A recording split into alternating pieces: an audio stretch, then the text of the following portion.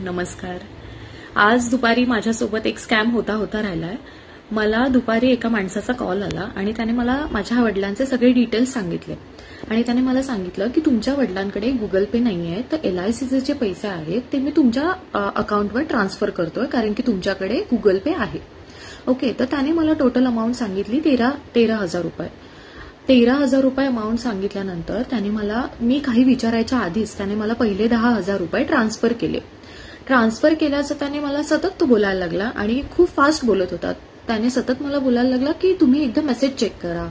मी message check केल्यानंतर 10,000 अकाउंटमध्ये आलेले आहेत असा मला मेसेज आला।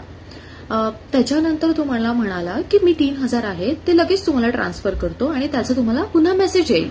आणि पुन्हा जो मेसेज आला तो 10,000चाच आला। तर तो मला म्हणाला की अरे अरे चुकून माझ्याकडनं 3,000च्या जागी 10,000 रुपये पुन्हा ट्रान्सफर झालेले आहेत। तर तुम्ही आता काय करा की जे उरलेले 7,000 रुपये आहेत ते तुम्ही मला पुन्हा माझ्या अकाउंटवर ट्रान्सफर करा। आणि मी काही विचारायच्या आधी किंवा मी काही बोलायच्या आधीच त्याने मला गुगल पेवर हॅलोचा मेसेज केला। आणि म्हणजे त्यानंतर मग इतक्या पटकन आणि इतक्या लवकर असे मेसेजेस कसे येतात हे बघण्यासाठी मग अकाउंट डिटेल्स चेक केले, तर अकाउंटमध्ये कोणत्याही प्रकारची अमाउंट जमा झालेली नव्हती। त्याच्यानंतर आम्हाला कळालं की हा स्कॅम आहे। आपल्यापैकी भरपूर जण गुगल पे वापरतात, सिनियर सिटीजन सुद्धा इंटरनेट बँकिंग गुगल पे सगळं वापरायला लागलेले आहेत। सो सगळ्यांना अलर्ट करण्यासाठी किंवा अवेअर करण्यासाठी हा फक्त मी व्हिडिओ बनवत आहे।